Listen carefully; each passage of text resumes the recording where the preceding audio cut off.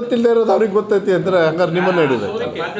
C I'll make it very simple. ನೀವು ಮಾಧ್ಯಮದಲ್ಲಿ ಏನೇನು ಹಾಕ್ತಾ ಇದ್ದಾರೆ ಅದೆಲ್ಲದೂ ಕೂಡ ಅಲ್ಲೇ ಇರ್ತದೆ, ಇಲ್ಲ ಅಂತೇಳ. ಮಾನ್ಯ ದೇಶಪಾಂಡೆ ಅವರಿಗೆ ಕೇಳ್ತಕ್ಕಂಥದ್ದು ಹಿರಿಯರ ವರಿಷ್ಠರು ಕೇಳಿರ್ಬೋದು, ಅಂಜಲಿ ಲಿಂಬಾಳ್ಕರ್ ಅವ್ರದ್ದು ಕೇಳಿರ್ಬೋದು, ಭೀಮಣ್ಣ ಅವ್ರದ್ದು ಕೇಳಿರ್ಬೋದು.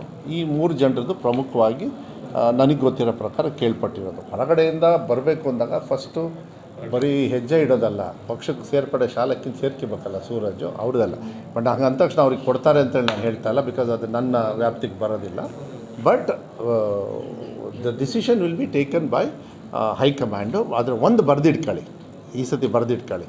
ನಾನು ಹೇಳೋದು, ಯಾರು ಪ್ರಜಾಪ್ರಭುತ್ವವನ್ನು ಚೇಂಜ್ ಮಾಡ್ತೀವಿ, ಅಂಬೇಡ್ಕರ್ ಅವರ ಬರೆದಿರೋ ಸಂವಿಧಾನ ಚೇಂಜ್ ಮಾಡ್ತೀವಿ, ಮತ್ತು 4 ವರ್ಷ ಸುಮ್ಮನೆ ಕೂತ್ಕೊಂಡು ಲಾಸ್ಟಿಗೆ ಒಳ್ಳೆ ಹೆಬ್ಬಾವ್ ಥರ ತಲೆ ಇರ್ತಾರಲ್ಲ, ಅವರಿಗೆ ಸೀಟ್ ಕೊಡಬೇಕು ಬಿ ಜೆ ಪಿಯವರು.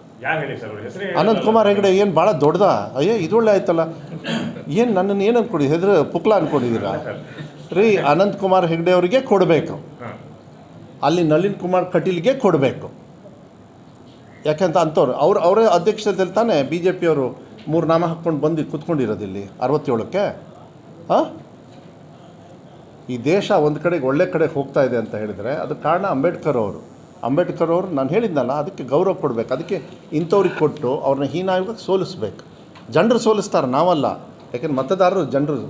ಈ ಪ್ರಜಾಪ್ರಭುತ್ವ ಬದುಕಿದೆ ಅಂತ ಹೇಳಿದರೆ ಅನಂತಕುಮಾರ್ ಅವರಿಗೆ ಅವ್ರ ಸೀಟ್ ಕೊಟ್ಟು ನಾವೆಲ್ಲ ಸೇರಿ ಸೋಲಿಸ್ಬೇಕು. ಆವಾಗಲೇ ಆಗ್ತದೆ ಅದು.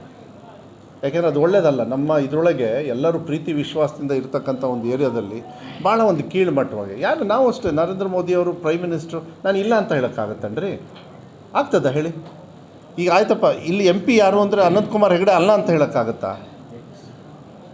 ಆಗಲೇಬೇಕು. ಆದರೆ ಮಾತಾಡ್ತಕ್ಕಂಥ ಬಾಡಿ ಲ್ಯಾಂಗ್ವೇಜ್ನ what kind of message are we sending ಸೊಸೈಟಿಯಲ್ಲಿ ರಾಜಕೀಯವಾಗಿ? ಇಂಥವ್ರು ಮಾಡೋ ಕೆಲಸಕ್ಕೆ ಬೇರೆಯವ್ರ ರಾಜಕಾರಣಿಗಳಿಗೂ ಕೆಟ್ಟ ಹೆಸರು ಬರ್ತದೆ ಅಂತ ಉದಾಹರಣೆಗಳು ಇಂಥವ್ರಿಂದ. ಅದು ನಿಲ್ಲಬೇಕಾಗ್ತದೆ. ಇವರೆಲ್ಲ ಅಡ್ರೆಸ್ಸಿಗೆ ಇರ್ತಿರಲ್ಲ, ಬಂಗಾರಪ್ಪಾಜಿ ಅವ್ರು BJPಗೆ ಹೋಗಿಲ್ಲ ಅಂದಿದ್ರು. ಕರೆಕ್ಟಾ? ನಾನು ಹೇಳೋದು ಅದೇ, ನಳಿನ್ ಕಟೀಲು ಇವ್ರದ್ದೆಲ್ಲ ಅಡ್ರೆಸ್ಸು ಹುಡ್ಕೊಟ್ಟಿದ್ದೆ ನಮ್ಮ ತಂದೆಯವ್ರು ತೊಗೊಳ್ಳಿ, ಅದು ಬೇಡ ಈಗ ಚರ್ಚೆ. No problem. ಹಾಂ,